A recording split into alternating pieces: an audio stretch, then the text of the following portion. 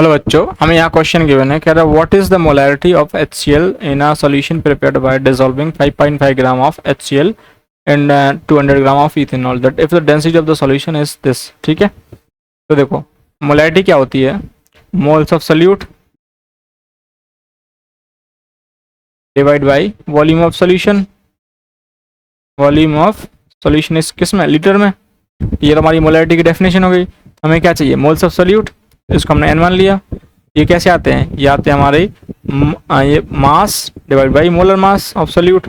मास कितना है 5.5 divide by molar मास कितना जाएगा HCl का 36.5। यहाँ से हमारा क्या आता है, ये हमारे कितने हो गए मोल्स। अगर मैं इसको डिवाइड करूँ या ये वहाँ निकल के आता है 0.151 मोल्स। ठीक है, तो मोल्स तो निकला है। अब हमें चाहिए क्या है, वॉल्यूम चाहिए। मास गिवन है, डेंसिटी गिवन है।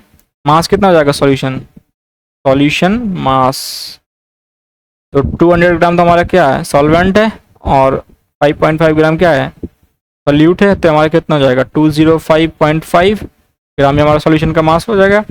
सॉल्यूशन का मास होगा तो मास बराबर क्या होता है डेंसिटी इनटू वॉल्यूम। ठीक है, तो मास कितना 205.5, डेंसिटी कितनी है 0.79 इंटू वॉल्यूम। ठीक है, तो वॉल्यूम यहाँ से हमारा निकल के आएगा क्या 205.5 डिवाइड बाई 0.79। ठीक है, तो यहाँ से हमारा वॉल्यूम निकल गया था 260.13 ml।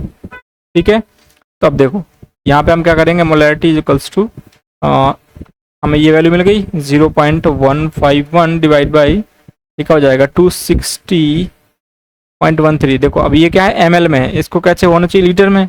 इसमें हम 1000 से डिवाइड करेंगे तो 1000 कहाँ चल जाएगा, ऊपर चल जाएगा। ठीक है, तो ये हो जाएगा 151 डिवाइड बाई 260.13। ठीक है, ये हो जाएगा मोल पर लीटर।